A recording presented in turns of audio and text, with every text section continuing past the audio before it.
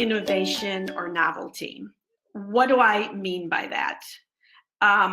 Despite all the talk that we hear, I'm sure you've heard the term disruptive innovation all over the place.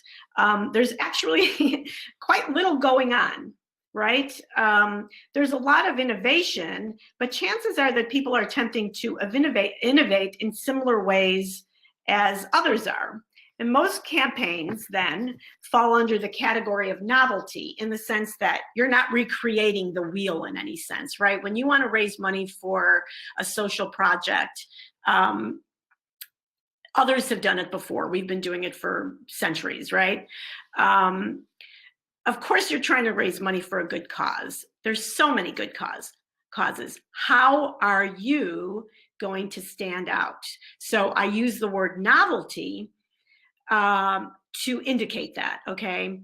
The worst thing in the world that you can do to try and attract attention is to talk about that this has never been done before, it's brand new, and when it's really not true. I see a lot of crowdfunding campaigns. Mostly these are entrepreneurial, trying to sell products. But I've seen it also in the non-for-profit sector, and there's a danger in that. And what is the danger? It's what I've been talking about: losing credibility and trust. So your words are extremely important, folks. When we say you have to get people's attention, I don't mean by jumping up and down and making claims that don't fit. So don't say first ever, don't overplay your hand.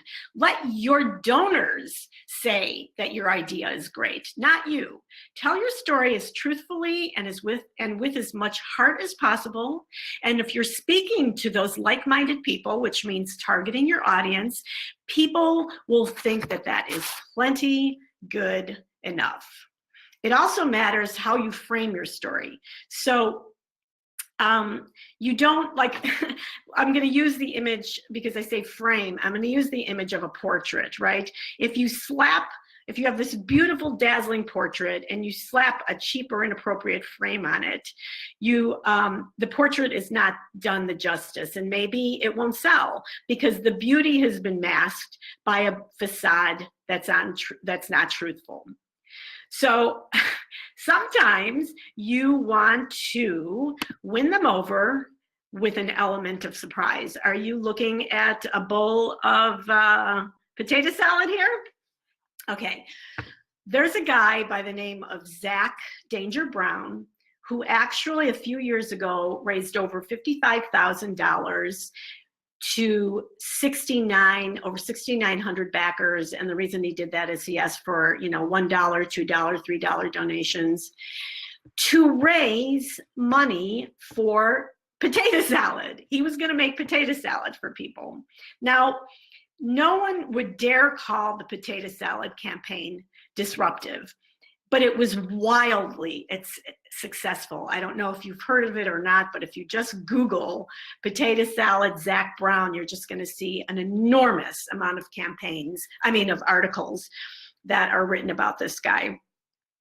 And the reason it succeeded was because what Zach Brown did was it was very unexpected. And I would say that he framed his story perfectly. It was simple, it was concise.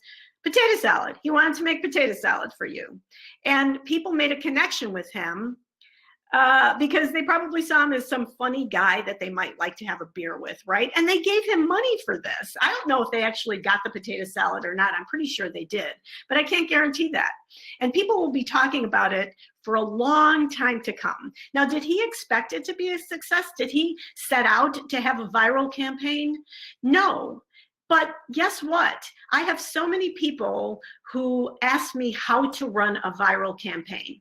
This is a recipe for disaster. You're setting out to be truthful and honest. If you connect with people, there's a great possibility it could be viral, but there are no promises, okay?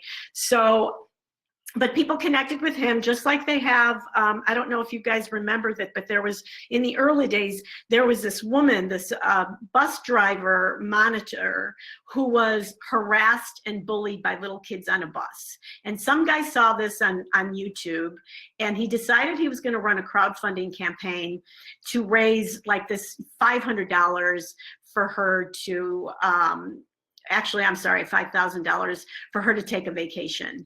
This campaign raised over $500,000 because of the way this guy framed the story, and because he had a passionate idea, connected with people who also hate bullies and perhaps probably were bullied themselves.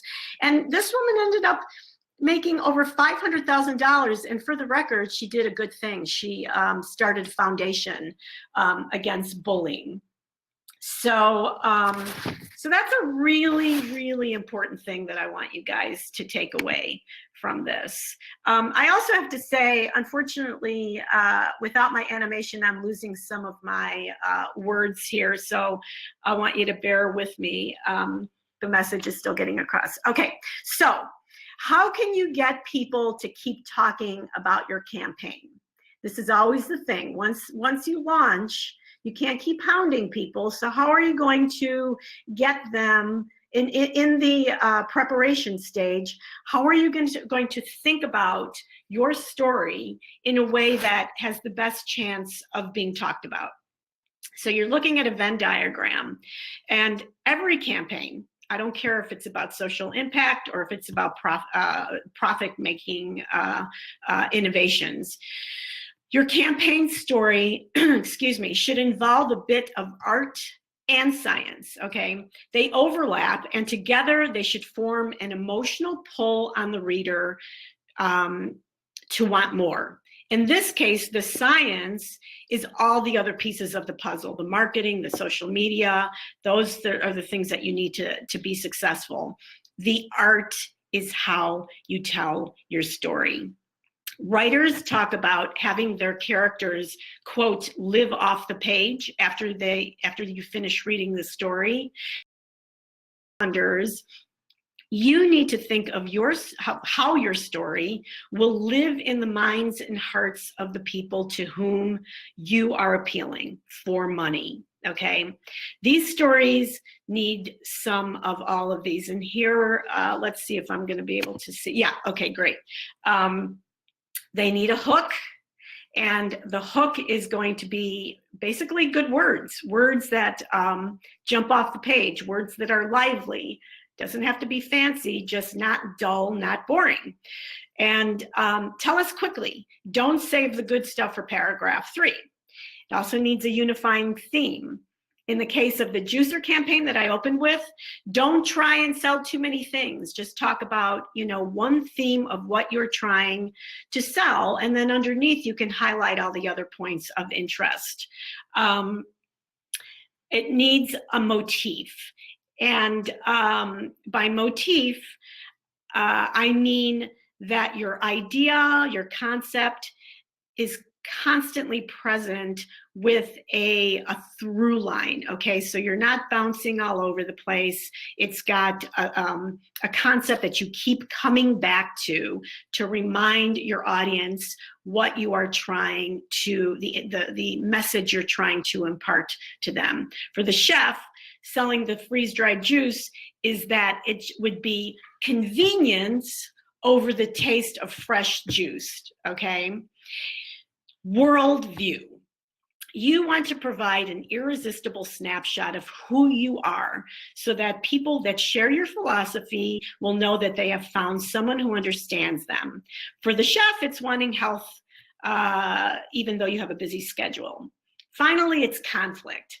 What do I mean by that? Well, every story basically has a conflict. For you guys, it's going to be, hey, these people really need money. but they can't get it for X, Y, Z reasons, okay?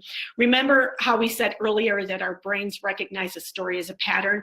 This means you want to make sure that you present the traditional story structure so that the brain recognizes the pattern and can work its magic on your audience. So it's clear. So I hope it's clear that when you tell a story, I don't mean to get fancy with your words. I'm not talking about experimental writing. I'm talking about using everyday language that people can understand. Okay, so now let's demystify a little of these hook, unifying theme, etc. Okay.